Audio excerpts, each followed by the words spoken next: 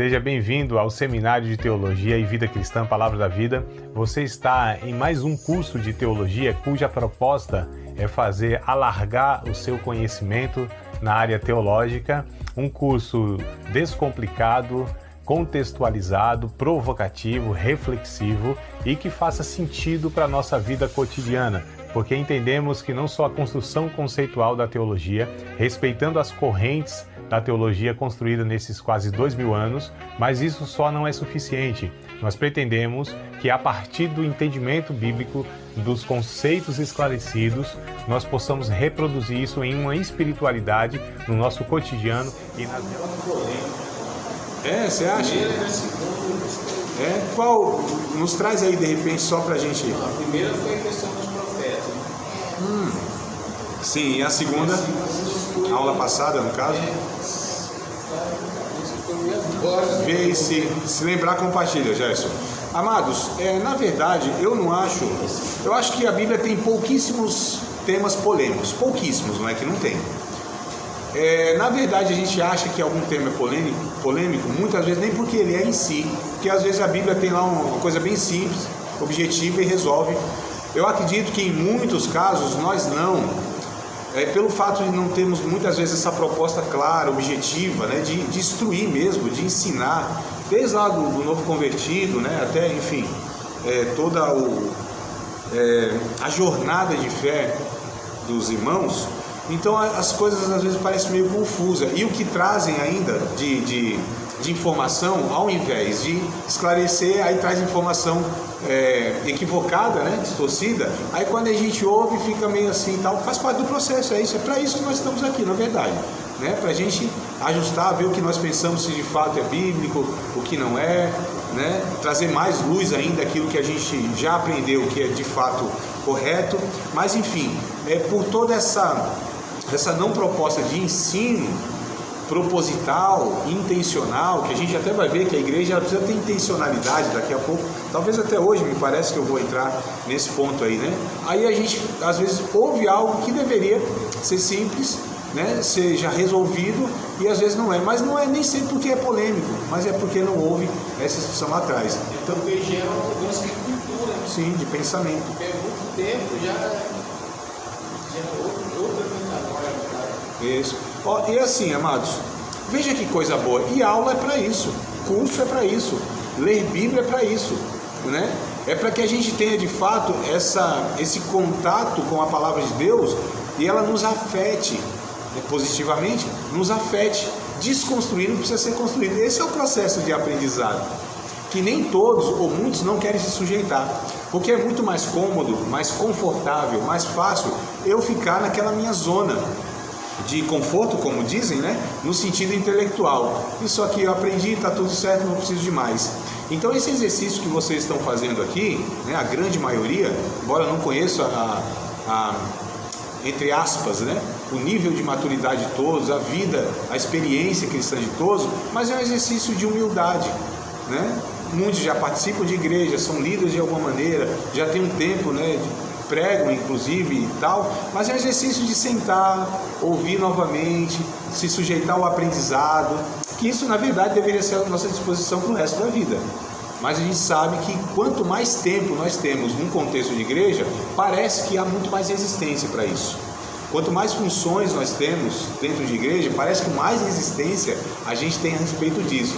É por isso que é difícil muitas vezes a gente ensinar pastores, pregadores, a liderança da igreja e até os próprios professores, porque os professores também precisam ser aprendizes, mas da mesma forma, porque o processo nosso é o mesmo. O professor, ele não está num processo acabado, né? Ele pode estar num estágio, que eu também não gosto de usar esses termos, né? Estágio, nível, mas só para a gente entender. De repente ele está numa caminhada mais avançada porque ele entendeu esse processo antes. Então, não é que ele sabe mais, é que talvez aprendeu antes. Mas ele continua, o bom professor cristão, aliás, até o bom profissional da docência, né? Ele entende que esse universo do aprendizado é o resto da vida. Então, inclusive, nós temos um jargão, né? Que é assim, ninguém pode se levantar para ensinar, é que antes a gente dava aula em pé, né? Agora é sentado. mas a gente dava aula em pé, então a gente tinha esse jargão. Ninguém pode se levantar para ensinar se não está disposto a sentar para aprender. Isso cabe para todos nós, né? Mas que bom que vocês entendem esse processo, são humildes e estão aqui. Vamos continuar então nos pontos que a gente quer dar continuidade? Bom, na aula passada nós falamos da natureza da igreja, identidade e missão, foi isso? Hoje eu quero falar sobre a igreja e sua constituição, tá? A constituição da igreja. Qual é a sua constituição?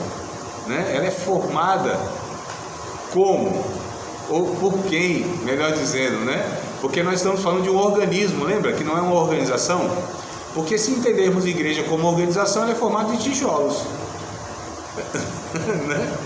De paredes, de teto, de laje, de telha, sei lá do que, né? De instrumentos, enfim, a gente vai entender a organização e é formada por esses materiais. Mas como nós estamos abordando, como biblicamente é abordado a igreja, organismo, ela é constituída por pessoas. Vamos ler um texto de 1 Pedro, capítulo 2, verso 5 e o verso de número 6. 1 Pedro, capítulo de número 2, versículos de número 5 e verso 9. Então, a constituição da igreja, tá? É isso que eu vou abordar aqui nesses primeiros momentos. A igreja e sua constituição. 1 Pedro, capítulo 2, verso 5 e o 9. Diz assim na minha versão: vós também, como pedras vivas, sois edificados casa espiritual e sacerdócio santo, para oferecerdes sacrifícios espirituais, agradáveis a Deus por Jesus Cristo. Agora é o verso 9, né? Eu li o 5, agora é o 9. Mas vós sois geração eleita, o sacerdócio real, a nação santa, o povo adquirido, para que anuncieis as virtudes daquele que vos chamou das trevas para a sua maravilhosa luz. Então olha a constituição da igreja, ela é constituída por pedras vivas, é uma casa espiritual, é uma habitação de Deus, é um sacerdócio de Deus. Então a gente está falando do coletivo, amados, tá certo? Então a constituição da igreja, bem-vindo meu amado, chegou no tempo certinho, da introdução. Tá tudo... O cabra quer chegar assim, bem sorrateiramente, a gente... né? Mas vamos lá, 1 Pedro 2, verso 5 e verso 9, vai falar sobre a constituição da igreja, que ela é constituída de pessoas, amados, tá certo? Pessoas, gente resgatada por Cristo, aqueles que são a habitação de Deus. Então lá no Antigo Testamento, quando Davi, ele tinha um desejo no seu coração, era de construir um palácio para Deus. Não é possível que a tenda, né, vai morar nessa cabana, nessa choupana, nessa barraca. Que a tenda era a representação da presença de Deus. Desculpa, a tenda não. A Arca da Aliança, né, representava a presença de Deus no meio do povo. Então Davi disse: não é possível, nós habitamos em casas boas, eu estou habitando num palácio, como que a Arca de Deus está nessa barraca? Eu vou construir um palácio para Deus. Aí Deus diz assim: Davi, eu não habito em templos feitos por mãos de homens. Desde o Antigo Testamento Deus já estava dando a letra, como diz lá em São Paulo, né? Os jovens da periferia, já estava dando a letra, né? Eu não habito. Oi? Já estava passando. Exato. Aí o Novo Testamento, lá em 1 aos Coríntios, capítulo de número 3, versículos de número 19 e 20, se não me falha a memória, vamos lá para o texto? 1 aos Coríntios, capítulo 3, são dois textos em Coríntios que vão falar a respeito dessa realidade, ou seja, da morada de Deus, onde Deus habita, né? 1 aos Coríntios, capítulo 3, versículos 17 e 18, depois nós vamos para o capítulo 6, mas o 3, 1 aos Coríntios 3, 17 e 18. Se alguém destruir o templo de Deus, então olha o templo de Deus que Paulo se refere, Deus o destruirá, porque o templo de Deus, que sois vós, é santo. Veja só, ninguém se engane a si mesmo. Se alguém dentre vós se tem... Opa, desculpa, irmão, eu inverti aqui, é 16 e 17, tá? Desculpa, não é 17 e 18 não, 16 e 17. Vamos ler novamente para fazer mais sentido. Então, 1 Coríntios, capítulo 3, versos 16 e 17. Não sabeis vós que sois o templo de Deus? Então, ó, já é afirmação, né? E que o Espírito de Deus habita em vocês. Se alguém destruir o templo de Deus, Deus o destruirá, porque o templo de Deus, que sois vós, é santo. 1 Coríntios capítulo 6, capítulo de número 6, versículo de número 19 e 20. 19 e 20. Ou não sabeis que o nosso corpo é o templo do Espírito Santo, e que habita em vós, proveniente de Deus, e que não sois de vós mesmos? Porque fostes comprados por bom preço. Glorificai, pois, a Deus no vosso corpo e no vosso espírito, os quais, ou seja, o corpo e o espírito, pertencem a Deus. Mais dois textos aqui só para mostrar para vocês que não é um ou dois, né? E mais escritores, inclusive diferentes, falam da mesma coisa. O outro texto é em 2 Coríntios, ou seja, Paulo também, né? 2 Coríntios capítulo 5, versículo de número 1. Então, 2 Coríntios capítulo 5, versículo de número 1. Porque sabemos que se a nossa casa terrestre deste tabernáculo se desfizer. Então Paulo está falando sobre o corpo, casa terrestre desse tabernáculo, né, se desfizer. Temos de Deus um edifício, uma casa, não feita por mãos, eterna nos céus. Então Paulo também está se referindo ao corpo como sendo uma casa, um tabernáculo, né? O texto de Hebreus capítulo 3, lá no finalzinho da Bíblia, aí sim já é outro escritor, né? Outro autor. Hebreus capítulo 3, versículo de número 6. Então vamos lá para o finalzinho da Bíblia. Quando eu digo finalzinho, não é que é final, né? Mas indo para o final.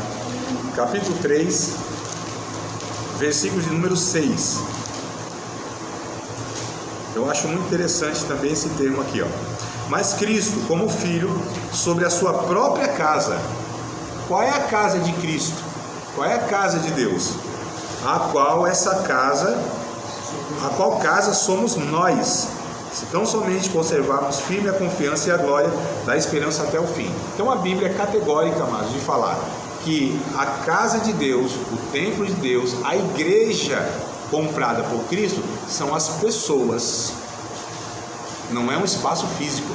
Eu até falei assim, onde Deus mora? Não é nem onde Deus mora, é em quem Deus mora, que são nas pessoas. Não é o onde, é um quem. É mesmo aquela ideia, né, que a gente fala assim, lá no capítulo 6 de João, Evangelho segundo João, quando Jesus multiplica os pães lá e tal, aquela coisa toda, e Jesus dá um discurso duro lá, vocês estão me seguindo pelo pão que eu dou para vocês e tal, e aí foi todo mundo embora. Ficou os 12, Jesus disse, ó, se vocês quiserem ir também, vão. Aí o que Pedro responde? Lembra? Esse é muito famoso. Para? Olha aí, ó. Não é para onde, não? Tem certeza? Você contra o mundo ou não? Você contra todos? Tô brincando. Porque alguns falaram para onde. Isso, faça um teste um dia na igreja. Ou num pequeno grupo. Vai fazendo essa pegadinha. Isso aqui é uma pegadinha. Isso aqui eu faço, né? É uma pegadinha do professor, não leve em conta, não. Mas só para mostrar, olha o que está na nossa mente. E não é aqui, não é um ou dois. Isso, se a gente se fizesse em 10 igrejas, eu não tenho dúvida nenhuma, porque eu já fiz, inclusive, em muitas igrejas, em salas de aula. É quase que generalizado, a maioria vai falar, para onde? É porque nós já falamos, né? Já trabalhamos, não sei se foi aqui que você ouviu, com a gente, essa correção, que a gente fala, ó, não é para onde que está escrito, é para quem iremos nós. Então está lá no Evangelho segundo escreveu João, capítulo 6, verso 68. Para quem iremos nós? Só tu, Jesus, tens a palavra da vida eterna. Mas isso, como a gente ouve e reproduz o que a gente... A música, tem uma música também. Para onde irei? Eu não tenho para onde voltar. Só tem... Então, Efésios 2:22 também fala, né, sobre nós sermos morada. Fala lá, Pezão, eu não lembro, meu irmão. Se tu lembrar, cita eu, então. Já 2:22 e 22. 2:22. Então procura aí e compartilha com a gente, amado. Vamos lá. Mais uma referência aí, ó. Então pronto, tem 5 referências, que é para não ter dúvida. E foi um texto pensado. Deixa eu te fazer uma pergunta. Claro. Ontem eu estava conversando com uma pessoa e ela me falou que quando em 3 textos passa-se uma citação, já é confirmação de uma lei. Sim. Você quer saber se de fato isso procede? Então, alguns irmãos na teologia, eles têm essa ideia, né? Quase que uma regra que eles dizem que tem que ter essa regra para a gente afirmar uma doutrina, né? Então, para você estabelecer uma doutrina, você precisa ter pelo menos 3 citações. Eu não vejo que é necessário isso. Quando a Bíblia ela é direta, ela é objetiva, ela é clara, para que eu preciso de 2 ou 3 mais? Por exemplo, a ceia que a gente celebra, a gente só tem um texto para regular ela, e a gente usa e aceita.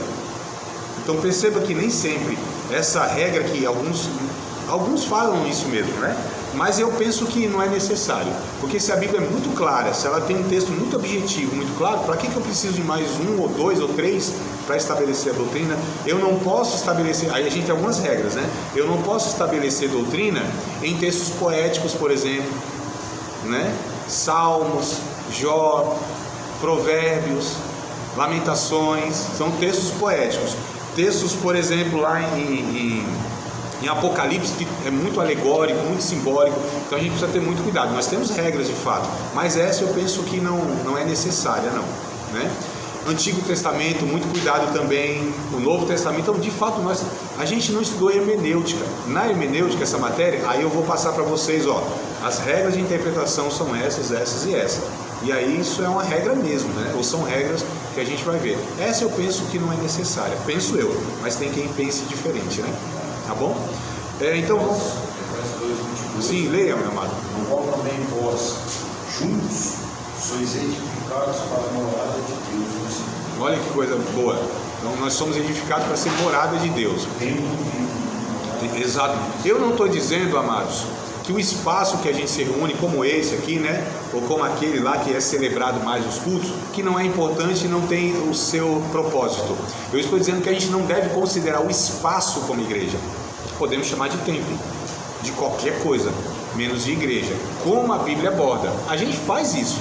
Teimosamente, a gente faz isso. Mas, biblicamente, a igreja não é um espaço, não é um local. São pessoas que se reúnem em nome de Cristo e foram resgatadas por Ele. Tá certo? Então, a igreja pode se dar num pequeno grupo, numa casa, por exemplo, numa praça, por exemplo, num cafezinho, por exemplo, né? Entre 2 ou 3, Jesus disse, já é estabelecida a igreja. Se tiver 2 ou 3 no meu nome, estou no meio. Então, tá tudo certo.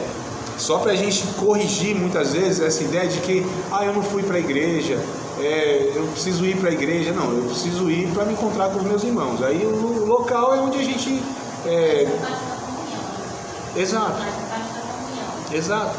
É a reunião para um propósito, mas não é um local específico. Porque senão, amados, a gente volta ao Antigo Testamento, daquela ideia judaica, que Deus, ele se manifestava em um local, que era no Templo de Jerusalém. Tinha que ter um dia específico, que era sábado. Tinha que ter pessoas específicas, que eram os sacerdotes. Tinha que ter rituais, toda uma cerimônia. Meu amado, que coisa burocrática. Que coisa desgraçada. Eu vou falar de novo para pensar que eu errei. Que coisa desgraçada. Sem a graça que o Novo Testamento propõe, por exemplo. Então, Jesus se depara com uma mulher. Lá no Evangelho segundo João, ele relata isso, que é uma mulher na cidade de Samaria, já fugiu então dos arraiais de Jerusalém, né? Uma mulher num poço, já não era mais num templo. Só a mulher e Jesus, já não tinha mais o sacerdote, ou sacerdócio. Não era no sábado, o dia já não era mais o sagrado. A mulher estava no poço e uma conversa aleatória, já não tinha mais rituais. E aí a mulher pergunta, porque percebeu que Jesus era profeta. Então, um profeta, vamos tirar uma dúvida teológica, né? Senhor, onde é o lugar que a gente deve adorar a Deus? Onde é o lugar que a gente deve adorar a Deus? Aqui nesse Monte Gerizim? Porque os nossos pais dizem que é aqui, mas os judeus dizem que é em Jerusalém. O que Jesus responde? Mulher, nem aqui e nem em Jerusalém, porque a hora vem, e já chegou, que os verdadeiros adoradores, Deus procura os verdadeiros adoradores, e eles adorarão o Pai em espírito e em verdade, porque o Pai é espírito e procura que os tais que assim o adorem. Então Jesus já corrige essa ideia de que era um lugar, de que era uma condição. Agora nós adoramos a Deus em qualquer lugar, porque o lugar já não importa mais, porque é em uma pessoa. que nós adoramos a Deus. Nós nos encontramos com Deus em Cristo. Ele é o locus, é o lugar do encontro com Deus.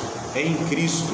E aí nós nos reunimos, amados, em torno de Cristo. O lugar é um mero detalhe. O dia, tanto faz. Horário, a gente só vai organizando isso porque a gente precisa dessas organizações cada vez mais, me parece. Só que a gente não pode perder a ideia de que igreja não se resume a liturgia, a espaços, a dias, e que precisam ter pessoas específicas para que ali se torne um culto, por exemplo, ou que seja uma igreja. Então essas coisas que a gente precisa corrigir, tá bom? Só tirar uma dúvida. As cartas de Paulo foram direcionadas às igrejas ou às cidades? As igrejas que estavam nas cidades, a igreja que está lá em Filipos, a igreja que está em Tessalônica. Então, mas aí tinha um templo? Não. Nós tivemos uma conversa. Não tinha. Templo não tinha. Era onde se reunia aqueles irmãos naquela cidade. Em grande parte eles se reuniam em casas de alguém. Em grande parte. Às vezes não.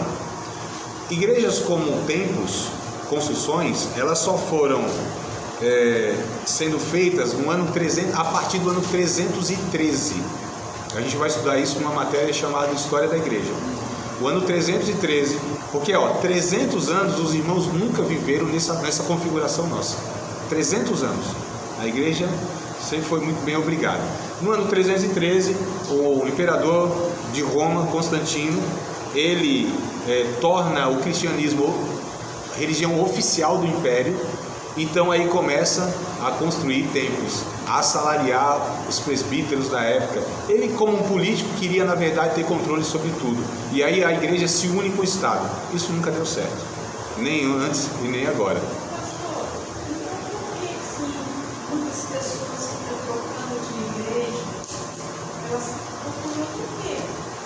Aí depende, amada, aí é difícil eu responder isso, porque você tem N motivos, muitos motivos, aí eu não sei. Aí eu precisaria saber de cada pessoa, o porquê que ela está saindo de uma e indo para outra. De repente não se identificou, de repente é uma rebeldia, de repente foi maltratada, não sei, aí você tem muitos motivos.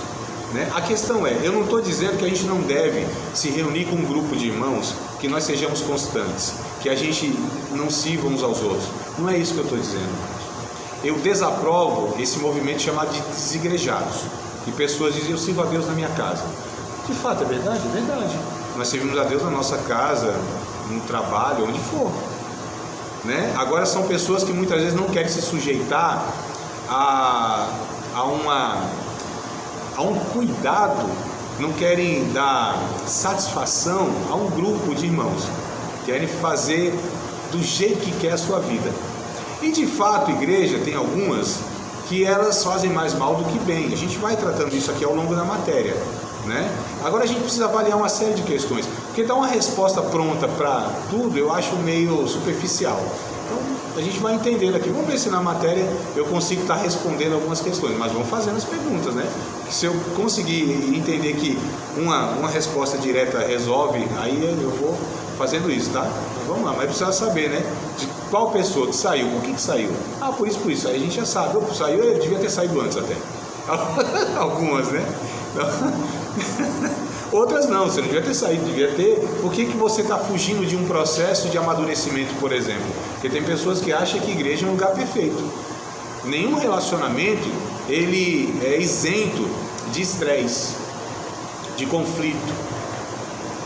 Todo relacionamento ele tem dois aspectos no mínimo. Porque se a igreja é comparada a um corpo, que a gente vai ver, aliás, a gente viu na aula passada, essas metáforas, edifício, corpo, família e tudo mais. Então é um corpo. Eu falei, acho que na semana passada isso também, mas vamos retomar.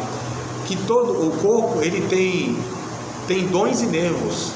Lembra que eu falei? Então toda relação, no mínimo, ela é tensa e é nervosa. E nessa tensão e nesse nervosismo, nessa sensibilidade, e nessa força para manter a gente junto, que é o tendão, isso aqui que se dá o crescimento saudável. Ninguém amadurece sozinho, isolado. Tem um texto lá em Provérbios 18, verso 1, se não me falha a memória, Provérbios 18, 1, quem se isola, ele se insurge, se rebela, né? Rebela contra a própria sabedoria. Então o homem não foi feito para viver isolado, tá? Só que lógico, a proposta de igreja é que seja um ajuntamento de pessoas que não oprimam umas às outras, que não dominem umas às outras. Então a gente vai ver também ao longo da matéria aqui, né, que muitas vezes esse ajuntamento, ele é um ajuntamento equivocado. E a gente tem isso na Bíblia. Então Paulo vai repreender na igreja lá na cidade de Corinto. Toda vez que vocês se reúnem, eu não posso, vocês se reúnem para mal. O culto de vocês é só para destruir a vida de vocês. O culto de vocês é só para expressar o egoísmo de vocês. O culto de vocês é mais expressão de carnalidade de vocês. O culto de vocês se reúnem como pessoas que prejudicam vocês mesmos. Então essa igreja que vocês estão nutrindo, isso aí não é igreja saudável, não é bíblica. Deus não aprova esse ajuntamento de vocês. Vocês podem ter língua estranha, vocês podem ter profecia, vocês podem ter aí curas à torta e à direita, pode anjo estar passeando, dando rasante no culto de vocês aí, né? Porque a igreja de Corinto, assim, como a gente entende hoje a igreja pentecostal, era mais pentecostal que existia, amados. Só que Paulo diz, vocês são carnais, vocês são meninos em Cristo, eu não posso tratar vocês como espirituais, vocês são contendeiros, vocês não tratam o pecado com seriedade. Vocês aí têm um monte de atitude que não é da igreja de Cristo. Vocês nem levam a sério o evangelho aí que vocês estão proferindo. Então assim, vocês acham que a minha aula é dura? Vocês não ouviram Paulo ainda tratando essa situação. Vamos lá. Então a igreja, a constituição de pessoas, se ingressa nessa igreja pelo batismo, tá? Que o Espírito mergulha através do novo nascimento. Então olha só, o batismo que eu estou me referindo não é o batismo nas águas, porque a igreja que eu estou me referindo não é o templo. Então talvez fale assim, não André, mas calma aí, se batizar nas águas já faz parte da membresia da igreja, mas aí nós estamos tratando como igreja como organização. Então igreja como organização, aí precisa do batismo nas águas. Eu estou falando da igreja de Cristo, que é constituída dos salvos. Para se ingressar nessa igreja, aí precisa nascer de novo e ser batizado pelo Espírito Santo. Percebam que eu não disse ser batizado com o Espírito Santo, que alguns entendem que é um revestimento de poder. Estão entendendo a diferença? Então, o que a gente chama de batismo pelo Espírito Santo? É quando o Espírito Santo alcança um pecador, regenera ele e imerge ele no corpo de Cristo. Então, é por isso que é batismo, é imersão, né? Imergiu, batizou, o Espírito Santo que faz isso. Imerge a pessoa na família de Deus, no corpo de Cristo. Então essa igreja, que é constituída de todos os salvos, é imergida pelo Espírito Santo, tá? João capítulo 3, Evangelho segundo João capítulo 3, versos 3 ao 8. Olha que coisa interessante, para falar sobre esse ingresso, né? E aí não paga nada o ingresso, tá, amados? Já pagaram. O ingresso já foi pago. Né? Porque a gente não é evangelho de João. É que eu falo segundo João, né? Que é evangelho segundo João, né? Mas capítulo 3, a partir do 3. Capítulo 3, verso 3 até o 8 eu vou ler com vocês, tá bom? Vamos ler juntos aí, né? Então João, evangelho de João, ou segundo escreveu João. Capítulo 3, verso 3 a 8. Jesus respondeu e disse-lhe: na verdade, te digo que aquele que não nascer de novo não pode ver o reino de Deus. Disse-lhe Nicodemos: como pode um homem nascer sendo velho? Porventura pode tornar a entrar no ventre de sua mãe? Jesus respondeu: na verdade te digo que aquele que não nascer da água e do Espírito não pode entrar no reino de Deus. O que é nascido da carne, entenda, continua sendo carne. O que é nascido do Espírito, continua sendo Espírito. Não te maravilhes de te ter dito: necessário vos é nascer de novo. O vento assopra onde quer e ouves a sua voz, não sabes de onde vem nem para onde vai. Assim é todo aquele que é nascido do Espírito. Olha que coisa interessante. Percebam, queridos, deixa eu fazer uma observação. Esse cidadão que perguntou para Jesus como faz para estar entrando no reino dos céus, né? Não é isso?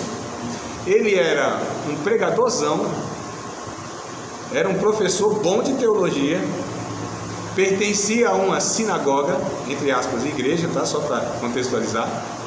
Era conhecido como um homem de Deus na nação. Ele está falando de nação, amado. Não estou falando de um bairrozinho, não estou falando de uma denominação, nem de uma cidade, não. Em toda a nação de Jerusalém, Nicodemos era reconhecido como um mestre. Fazia parte de uma sinagoga, que era um mini templo, por assim dizer, né? Era mestre, ele conhecia as escrituras, ele ensinava, era membro. E aí Jesus disse: então, só que você não é salvo. Dá pra gente fazer uma comparação, amado? Quantas pessoas que podem estar dentro das nossas igrejas? Pastor, professor de teologia, reconhecido como homem de Deus, conhece intelectualmente as escrituras e pode não ser salvo? Pode não pertencer à igreja de Cristo? Olha só, há essa possibilidade. Há um caso aqui, fora os que a gente conhece por experiência própria, né? Então não se garante nada. Essas estruturas que a gente tem e esses elementos de participo de igreja, tem uma função ministerial, por exemplo, prego, não quer dizer muita coisa diante de Deus, essas coisas. Não é garantia de ser salvo, de pertencer à igreja de Cristo. Porque quem pertence à igreja de Cristo são aqueles que nasceram de novo. E pelo Espírito Santo eles são imergidos nessa realidade. Há possibilidade de o homem fazer, trabalhar para isso, o Espírito Santo somente faz essa imersão, provoca. Trabalhar para... igual botar na igreja, eu estou fazendo, né, na igreja de hoje. Estou agindo dessa forma porque eu vou alcançar para ver se eu viro um pastor, se eu viro um diácono, se eu... Veja que coisa curiosa, né? Eu vou devolver a pergunta com outra pergunta. O judeu faz isso, né? Um dia até perguntaram para um judeu, né? Por que vocês sempre respondem uma pergunta com outra pergunta? E ele respondeu assim: quem te falou isso? Mas brincadeiras à parte, a salvação é por esforço, mérito e dedicação do homem? Foi uma pergunta que estou fazendo. Pode responder, não vale nota. Não. Né? Ou seja, a pessoa ela pode se chamar para o ministério, ela pode se ungir, ela pode decidir que vocação ela tem, que dom ela tem. Não. Não é decisão minha. Essas coisas não são decisões nossas. O próprio Paulo, em 1 Coríntios capítulo 12, vamos ler o texto? Que inclusive lá pertinho que eu vou ler outra referência a respeito disso. 1 aos Coríntios, capítulo de número 12, a partir do verso de número 5, né? Aliás, desde o 4. 12. Verso 4, capítulo 12, 1 aos Coríntios, capítulo 12, versículo de número 4. Veja que coisa interessante. Ora, há diversidade de dons, há muitos dons, né? Mas o Espírito é o mesmo. E há diversidade de ministérios, mas o Senhor é o mesmo. E há diversidade de operações, mas é o mesmo Deus que opera tudo em todos. Mas a manifestação do Espírito é dada a cada um para o que for útil. Aí ele vai listar aqui alguns dons espirituais, tá? Mas olha o que Paulo está dizendo.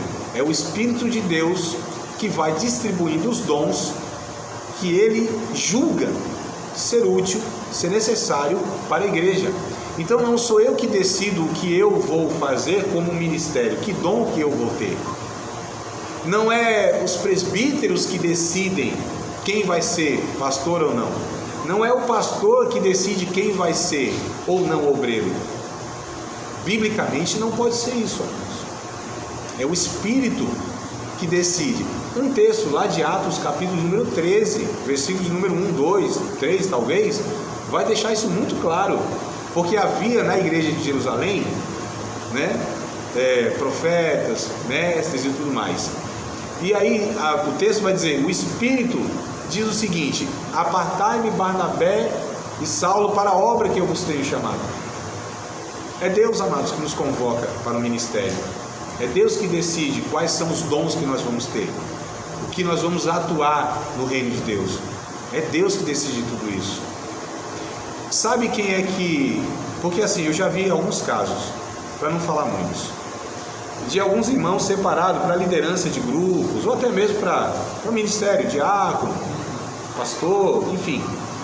E vai lá os que têm esse poder administrativo sobre a igreja, os que administram a igreja, que são os obreiros, o pastor e tal, e fala, ó, fulano de tal aqui hoje está sendo ordenado, separado para o presbitério e tal. Amados, ninguém respeita, ninguém tem a palavra dele como uma palavra de conselho.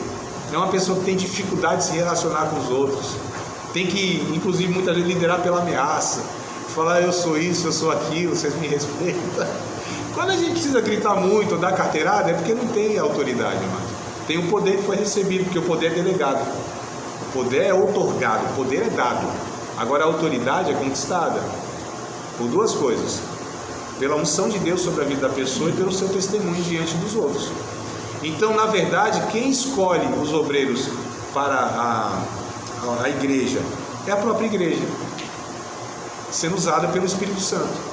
A gente vê isso no capítulo 6 de Atos, por exemplo, quando os apóstolos disseram assim: vocês que escolheram dentre vocês aí homens que sejam de boa reputação, cheios de espírito, sabedoria. Então a igreja usada pelo Espírito Santo reconhece o ministério na vida da pessoa. Olha que coisa interessante. E os obreiros, os pastores, eles só impõem as mãos, amados, para abençoar essas pessoas. Esse é o processo bíblico nessa dinâmica nossa, né?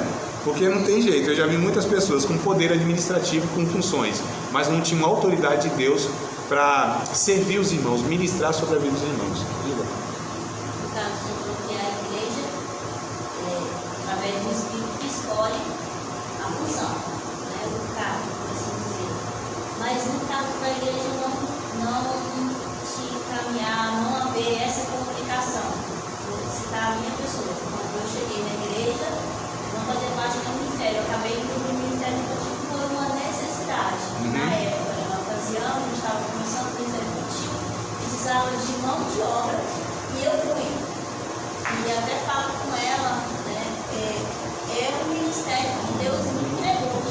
Eu acredito nisso porque eu saí de outros ministérios, mas não consigo sair do ministério infantil. Eu até falo com o líder de ministério infantil, assim, me dá um tempo, eu vou sair agora. Ele falou assim: não, você vai tirar férias, eu tenho 15 dias, daqui a pouco você volta. E antes dos 15 dias eu volto. Eu falo com ela direto: não, vou sair do ministério infantil, entendeu?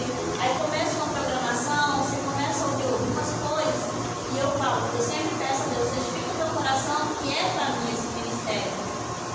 E não foi uma coisa que a igreja direcionou, não. Eu vejo você ministério infantil, né? Eu não senti isso da parte da igreja, eu senti mais uma condução mesmo, posso não errado, do Espírito de Deus para esse ministério. Haveria alguma coisa contra ou não? Vamos lá. Eu quero voltar no Jéssica, ele falou assim, a pergunta, né? Dentro da pergunta ele falou assim: tem como o homem trabalhar para chegar lá e tal, né? É bem interessante, porque assim, a gente, olha só como se dá as atividades sociais, as profissões. Você trabalha, você se prepara, você se esforça para ser, não é? Então, quero ser um médico. Põe na faculdade, vai lá se formar, né, para ser um médico. Para ser um médico, que não é reconhecido como médico. Então, para ser um médico, tem que passar nesse processo para ser. Na igreja, o reino de Deus, biblicamente, não funciona nesse processo. Qual é o processo? A pessoa é sem título, sem administrativamente ser reconhecido, sem os cargos. Ela é, ela faz, ela já atua, está na identidade dela, ela serve com aquele dom. As pessoas reconhecem, às vezes nem a própria pessoa se reconhece como aquele dom, e a gente precisa falar: ô meu irmão, você foi chamado para isso. Não, acho que não. Não foi. Isso aqui é nítido para nós. Olha como você faz. Olha como você faz voluntário. Olha como isso te alimenta. Então, às vezes, até a gente precisa apontar, e geralmente as pessoas, na verdade, elas não têm tanta clareza, algumas delas, é o papel dos irmãos mais maduros, geralmente os pastores, que vão falar: não, é fulano, eles que são, na verdade, deveriam ser os mais adequados para estar identificando, antes mesmo das pessoas, os dons que elas têm. Essa é a função dos obreiros, essa é a função dos pastores, os irmãos mais maduros. identificar os dons, até mesmo para dar recurso, dar condição, até mesmo para estar, né, dando lá aquilo que é necessário para que esses irmãos exerçam isso. Então, na verdade, os líderes da igreja, os pastores da igreja, o papel deles é identificar os outros líderes e dar condição para que eles também liderem. Liderem no sentido, não é nem liderem, vamos tirar essa palavra por enquanto. Os obreiros da igreja, a função deles é identificar outros obreiros, né, e dar recursos para que eles possam então ministrar. Só para essa questão de, não é que eu tenho que fazer para ser, eu já sou. A igreja reconhece o que eu faço. É isso, a igreja reconhece o que eu faço. Então, se o meu dom é esse, eu faço. Não preciso ter função. Eu faço isso. Eu cuido de criança. Talvez eu não fui ainda reconhecido administrativamente, direcionado ao ministério de criança da igreja. Mas eu não posso ver uma criança que eu quero cuidar. Meu coração se preocupa com as crianças que eu vejo. Fora da igreja, inclusive, dentro da igreja, eu me importo com elas, né? As mulheres, os homens, mesma coisa. O ministério dos homens aí não sou líder e tal, não direcionado, mas eu me preocupo com outro homem. Eu vou tentar ajudá-lo de alguma forma. Meu coração é inclinado com isso, porque é o Espírito Santo que vai conduzindo essas coisas, vai colocando esses desejos dentro de cada um, né? E aí a questão é, a igreja não reconheceu, mas como que foi esse processo? É eu que tive que falar, eu tenho um ministério? Eu só estou aqui perguntando, né? Como que se deu essa questão? Porque eu estou falando aqui de um processo natural. Às vezes, amados, a gente chega ao ministério por outras vias. Porque muitas vezes aqui não houve a maturidade. Mas aí a gente não pode falar, aqui não teve o processo correto, foi por aqui. Aqui Deus precisou fazer um milagre, né? Milagre, entenda. Deus precisou pegar outro caminho, porque a igreja não era nem madura o suficiente, o pastor não era maduro o suficiente. E aí Deus, como a obra é de Deus, então ele tem os caminhos dele, né? Ele estabelece mas se dependesse da nossa obediência, da nossa maturidade, estava falido também, né? A igreja seria um projeto falido. Então, assim, muitas vezes acontecem algumas coisas que não deveria ser daquela forma. Deus tem os seus meios, ele não se prende, ele não se limita a um. Deus é soberano. Só que a questão não deveria ser. Eu vou contar um caso rapidinho, coisa assim, só para ilustrar, mas foi verdade, tá?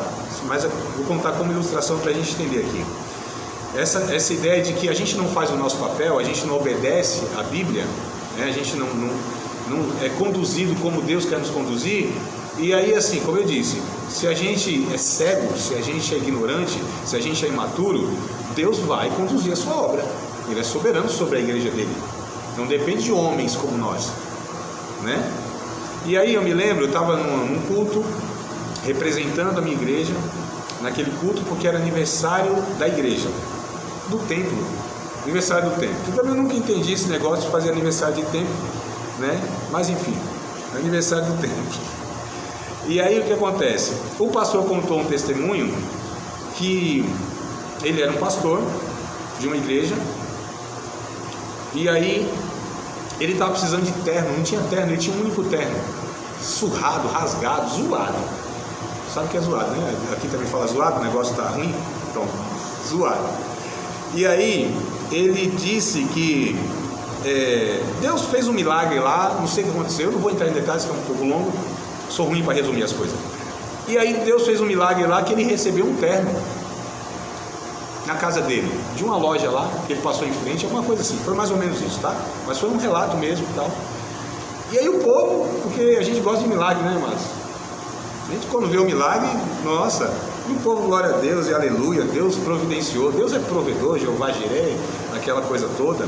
Mas como eu sou talvez mais carnal do que a maioria dos irmãos, eu fiquei pensando, rapaz, eu não consegui glorificar Deus por esse milagre, porque eu percebi que Deus fez um milagre pela negligência da igreja. Então Deus é louvado pela negligência da igreja, da sua igreja? Ele deveria ser louvado pela obediência da sua igreja. E qual era a obediência da sua igreja? Cuidar do seu pastor, no mínimo dar uma roupa para ele.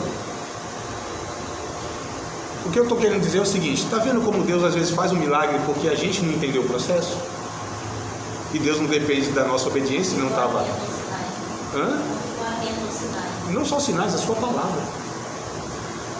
Porque quem precisa de sinal quem precisa de sinal é aquele que não busca na palavra. Eu não preciso de nenhum sinal de Deus para saber a vontade de Deus na minha vida. Eu não preciso de nenhuma profecia, visão, sonho, de nenhum sinal de Deus para saber o que Deus quer da minha vida, ministerialmente falando. A palavra de Deus para mim já é clara ao meu respeito. Eu já tenho uma estrada, e todo irmão que vai tendo uma estrada, uma caminhada no Evangelho, já deveria ter a clareza da vontade de Deus da sua vida. Não é possível que a gente tem 10, 15, 20 anos num contexto de igreja, eu não sei o que Deus quer da minha vida, eu não sei para que Deus me chamou. Não é possível, de Deus não faltou instrução, não leu no mínimo a palavra, não fez a leitura da sua própria vida e das suas virtudes, aquelas que Deus nos deu. Então a igreja, na verdade, a gente está falando como esse povo que é resgatado por Deus, não faltam os dons. Os dons não faltam. O que falta muitas vezes é a nossa maturidade de reconhecer esses dons, dar recurso para esses dons. E eu estou falando de dons não como aptidões de Deus, estou falando como pessoas, né? Olha que coisa interessante, porque a gente vê sempre dons como capacitações de Deus. Eu estou falando de dons como pessoas. Nós precisamos enxergar uns aos outros como presente de Deus para a nossa vida nesse contexto. Porque lá em Efésios capítulo 4, verso 11, Jesus, o texto vai dizer, né, que Jesus deu, Ele mesmo deu, uns para apóstolos, profetas, evangelistas, pastores e doutores, para o aperfeiçoamento dos santos. Quem são os apóstolos, os profetas, os evangelistas, os pastores e os doutores? São virtudes? São aptidões? Não, amados, são pessoas.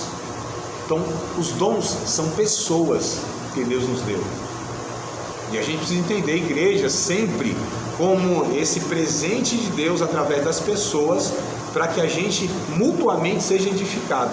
Nessa edificação mútua, Deus é adorado, é glorificado e acontece o culto cristão. Na liturgia dos encontros, do serviço mútuo. Paulo, em 1 Coríntios capítulo 14, verso 26, diz assim: quando vocês se reúnem, culto, né? Por que vocês se reúnem? Não tem salmo, não tem doutrina, não tem revelação, não tem língua, não tem interpretação. Faça-se tudo para a edificação da igreja.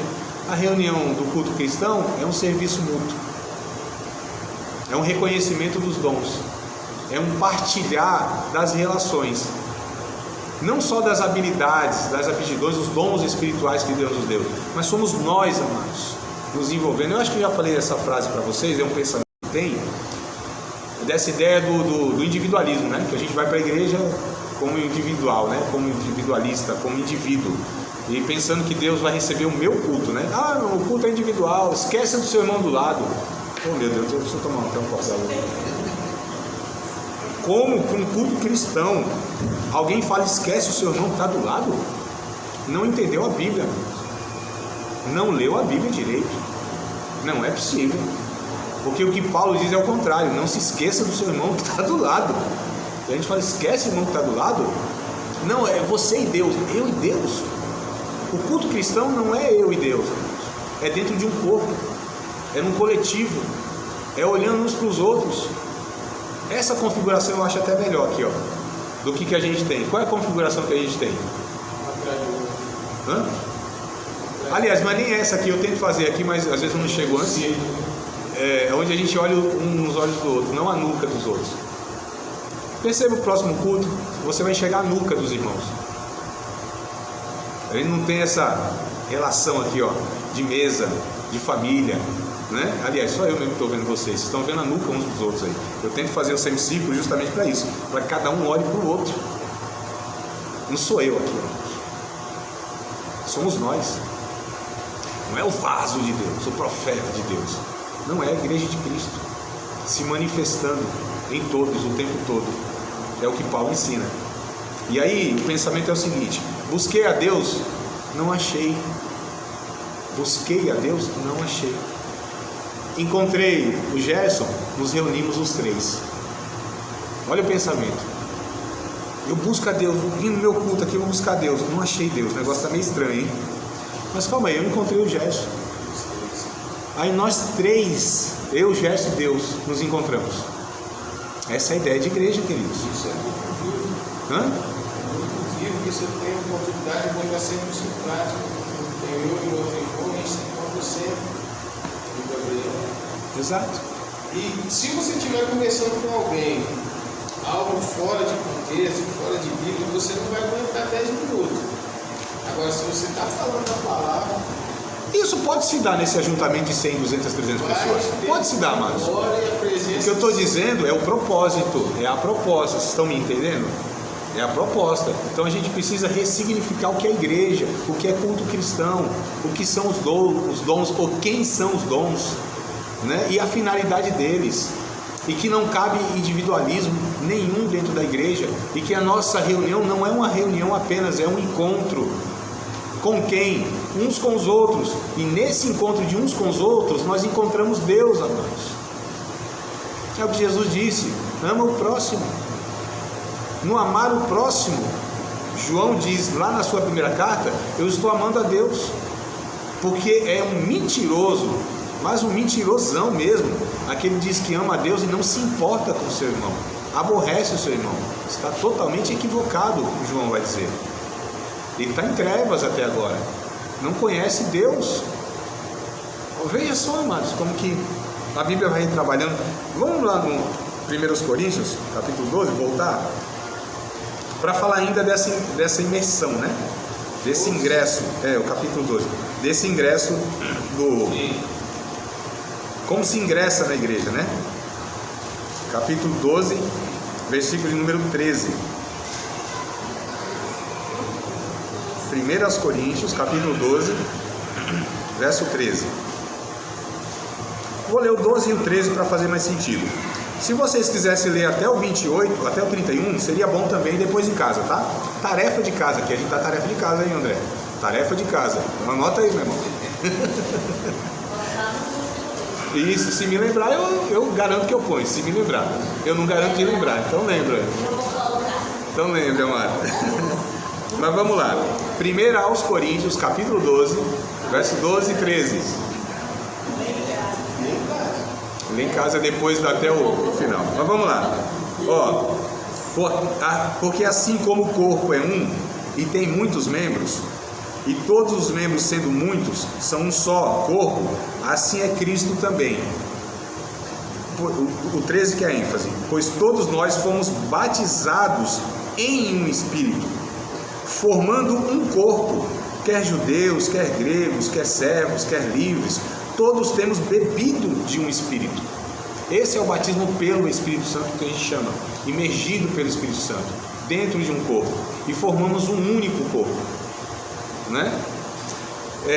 Então esse novo nascimento, que eu estou falando que se ingressa pelo novo nascimento, imergido pelo Espírito Santo, né? É aí que a gente participa dessa família de Deus, dessa igreja, biblicamente falando, tá? Que é constituída de todos os salvos, que é pelo novo nascimento. Então, Nicodemos, Jesus disse, é pelo novo nascimento. Não tem como você entrar no reino de Deus, você participar da igreja mística, o corpo de Cristo, se não for pelo novo nascimento. Há muitas pessoas que participam de rol de membro de igreja, como eu disse, tem funções e muitas vezes de liderança, só que não são salvos. Ou vocês acreditam que esses 70 milhões de pessoas que estão dentro de templos são salvos, são discípulos de Cristo, regenerados? Eu gostaria muito que fosse. Acho que até Deus também gostaria que fosse, mas infelizmente não é, né? 1 João não, Evangelho segundo João, Evangelho de João. Eu falo Evangelho segundo João porque foi uma briga que eu tive com um irmão, um aluno, no bom sentido da palavra, só que eu não brigo com ninguém, amado. Ou quase ninguém. Mas eu não sou briguento. Mas eu falava toda vez, Evangelho de João, Evangelho de João. E o aluno fala assim: professor, não é Evangelho de João, o Evangelho é de Jesus. Isso assim, foi muitas aulas. Aí até que um dia eu falei, tudo bem, amado, então o Evangelho não é de João. Aí eu comecei a falar, Evangelho segundo escreveu João. Aí ele ficou tranquilo, aí resolvemos essa pendenga. Então é por isso que eu falo, né? Segundo João, né? Não é segunda carta de João. Vamos lá, capítulo de número 1 do Evangelho segundo João, versos de número 12 e 13. O novo nascimento ele não se dá pelo, olha só, o novo nascimento, se dá. Deixa eu corrigir aqui, eu escrevo o negócio, eu mesmo erro escrevendo e eu mesmo corrijo aqui na hora também. O novo nascimento, ele se dá por 3 elementos, e o verso 12 e 13 vai falar isso. Mas a todos quantos o receberam, Jesus no caso, né? Deu-lhes o poder de serem feitos filhos de Deus, aos que creem no seu nome, os quais não nasceram do sangue, nem da vontade da carne, nem da vontade do varão, mas de Deus. Então olha só que coisa interessante. O novo nascimento, ele se dá, o texto vai dizer, ou melhor, não se dá. Tá certo, meu Deus do céu, eu escrevi certo, acho que está errado, depois acho que está certo, não sei mais de nada e escrevo aqui, mas eu corrijo no final. Uma confusão, né? Vamos lá, tá? Para não ficar confuso de verdade, né? O novo nascimento não se dá pelo sangue, que diz aqui. O que é isso? Não se dá pelo sangue. Não é, a pessoa não nasce de novo, a pessoa não é um filho de Deus porque os seus pais eram, por exemplo. Ah, filho de crente, tem essa frase por aqui, não? Filho de crente é crentinho, não? Porque filho de peixe é peixinho, né? Olha como a gente não é peixe. Então assim, filho de pastor necessariamente não é salvo, tem que ter um encontro com Cristo. A mãe do fulano é uma santa homem de Deus, uma santa mulher de Deus. A mãe de fulano é uma santa mulher de Deus. O seu filho pode não ser um santo menino de Deus. Então o novo nascimento não é hereditário, amados, não é pelo sangue, é isso que João está dizendo. Não é pelo sangue, o novo nascimento não se dá de uma forma hereditária. Filho de crente não é crente. Ele precisa, eu vejo, né, às vezes uns pais, né, menino lá de 1 ano, tá falando 2 anos lá, falando um salmo, olha só, cheio do Espírito Santo, né, e tal. Opa, tem uma caminhada boa ainda aí pra gente afirmar isso, né? Tem muita estrada pra gente ainda levá-lo a Cristo e tal.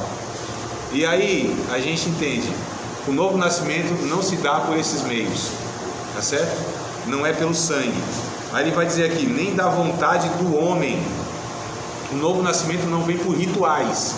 Quais, por exemplo? O batismo. Batismo não faz ninguém salvo, amados. Ah, desceu. Quantas pessoas descem as águas e não tiveram encontro com Cristo? Quantas pessoas desceram as águas batismais e nunca nasceram de novo? Estão longe da conversão. Quantas pessoas? Então não é por rituais, não é da vontade do homem, não é pelo esforço humano, não são por rituais.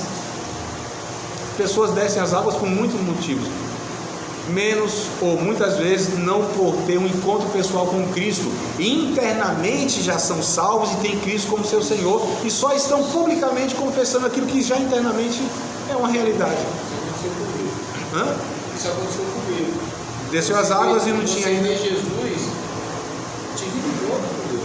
Não é porque eu estava num evento que o nome era esse, mas eu tomei uma decisão na minha vida de encontrar o Senhor, de me entregar a Jesus.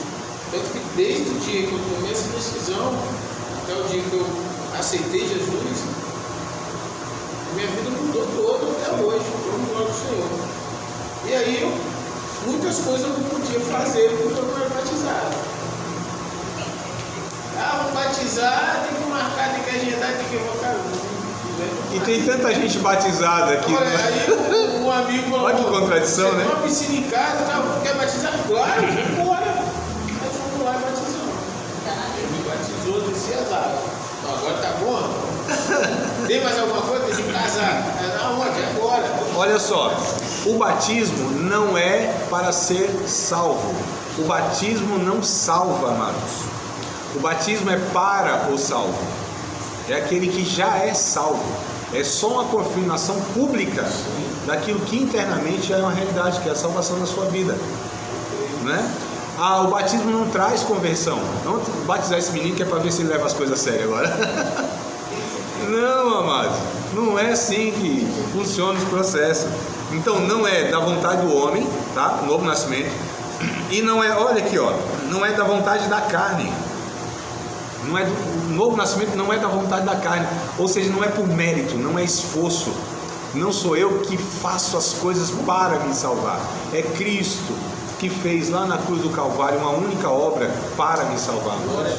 Então, só para a gente entender, a igreja, ela é constituída de salvos.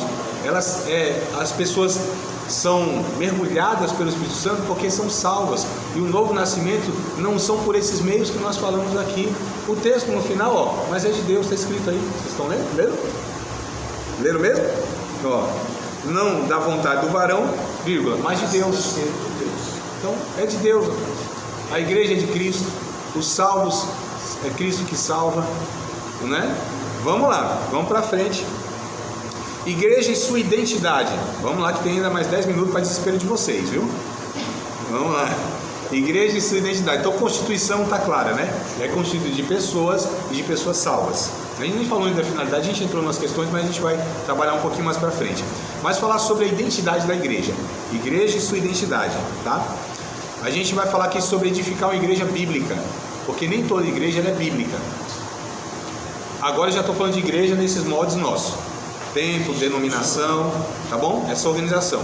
Nem toda organização religiosa, igreja cristã, evangélica, protestante, ela é bíblica. A gente vai ver aqui o que é uma igreja bíblica, o que precisa ser, o que precisa ter e o que precisa ser para ser bíblica, tá bom? Primeiro, a igreja, eu vou colocar um ponto aqui. Para ser bíblica, essa igreja, ela precisa ter 3 pontos. Primeiro, ela precisa ser intencional. A igreja não acontece. A igreja não surge do nada e deixa que o vento vai levando ela. Não, ela precisa ser intencional. Se nós estamos participando de uma igreja, se nós somos a igreja, isso cabe para a vida de cada um de nós como uma vida cristã, espiritual, pessoal. Ela precisa ter intencionalidade, amados. Deixa eu falar um negócio aqui, pode parecer um desabafo, mas não é não, tá? Diante de Deus não é um desabafo.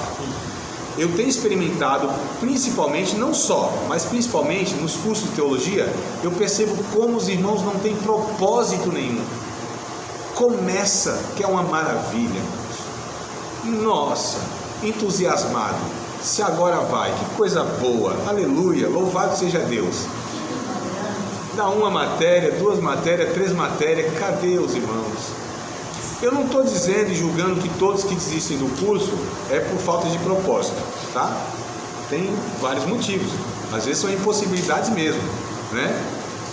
Sei lá, tem coisa aí que é justificável, mas a grande maioria que eu tenho observado, percebido, eu estou falando como conhecimento de causa, nesses 16 anos que eu estou nesse contexto aqui, falta de propósito.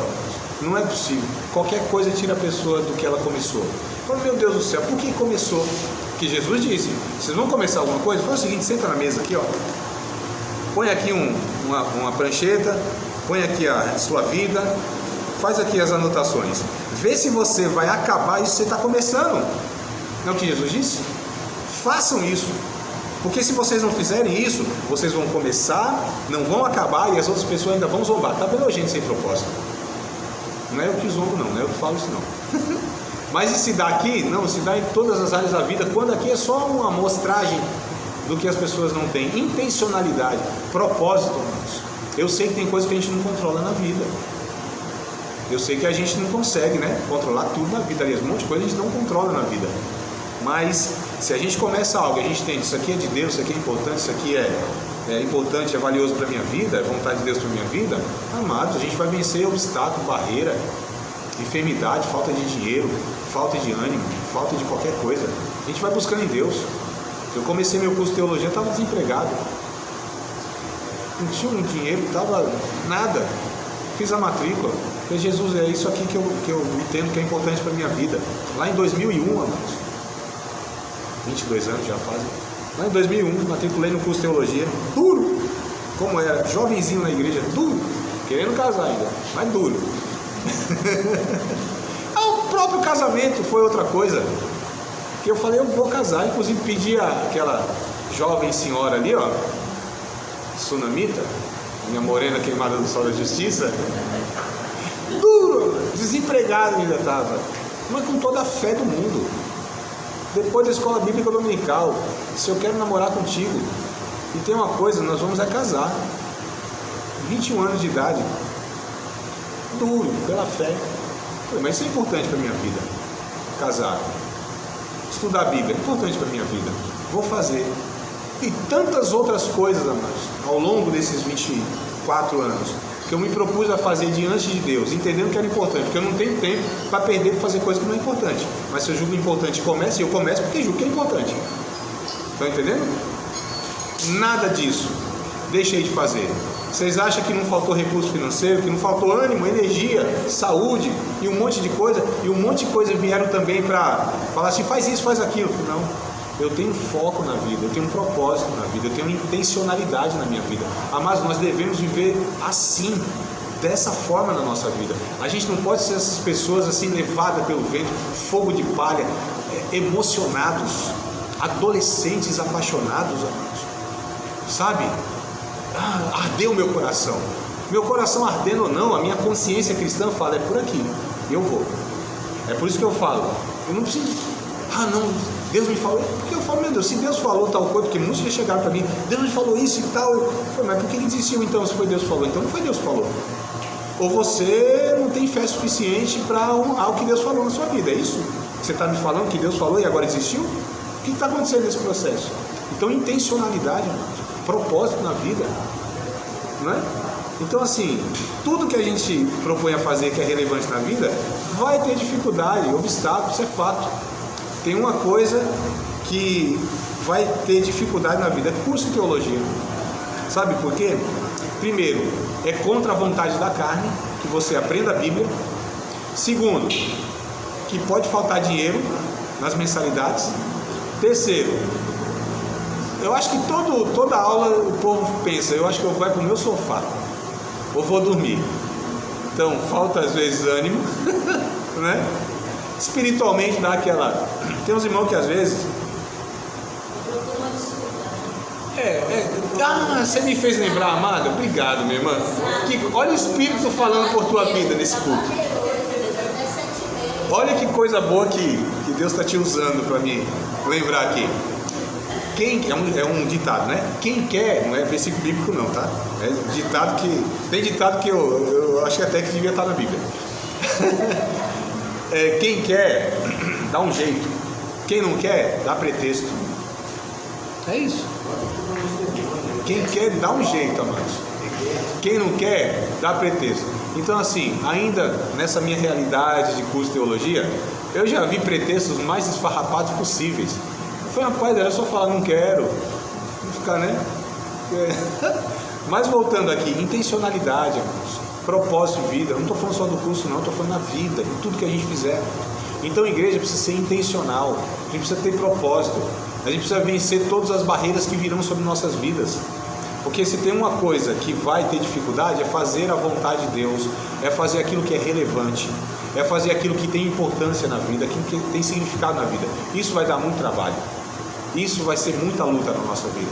Só que a gente precisa ser pessoas de propósitos. Propósito. Tá certo? Intencionalidade. Participar de mais uma aula de um dos nossos cursos, Seminário de Teologia, Vida Cristã, Palavra da Vida. Espero que tenha te abençoado, não só alargado o seu conhecimento teológico, mas que tenha também atingido o teu coração para que você possa, a cada dia mais, reproduzir a vida de Deus nas suas relações cotidianas. Se você ainda não é aluno oficial de um dos nossos cursos, se inscreva aqui no contato que vai aparecer do WhatsApp. Também nos siga nas redes sociais, se inscreva no nosso canal, compartilhe à vontade e Deus